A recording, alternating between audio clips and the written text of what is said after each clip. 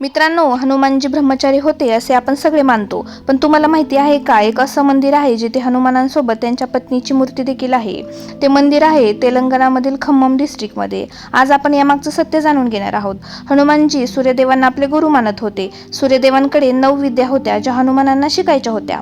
सूर्यदेवांनी त्यांना 5 विद्या शिकवल्या, पण बाकीच्या विद्या शिकण्यासाठी तुला लग्न करावं लागेल असे सूर्यदेव हनुमानांना म्हणाले.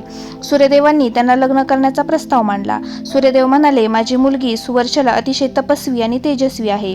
तिचं तेज फक्त तुम्ही सहन करू शकता आणि तिच्याशी लग्न करून सुद्धा तुम्ही बालब्रह्मचारीच राहताल, कारण ती लग्न केलं की परत तपश्चर्या करण्यात मग्न होऊन जाईल. मग हनुमानांनी सूर्यदेवाची कन्या सुवर्चला हिच्याशी विवाह केला आणि लग्नानंतर देवी सुवर्चला परत त्यांच्या तपश्चर्येत मग्न झाल्या आणि इकडे हनुमानांनी राहिलेल्या विद्या शिकून घेतल्या. ही कथा पुढे सांगते की हे लग्न फक्त ज्ञानासाठी आणि धार्मिक कारणांसाठी होतं आणि त्यात कोणताही सांसारिक संबंध नव्हता. म्हणूनच हनुमानांना अजूनही ब्रह्मचारी मानलं जातं. धन्यवाद.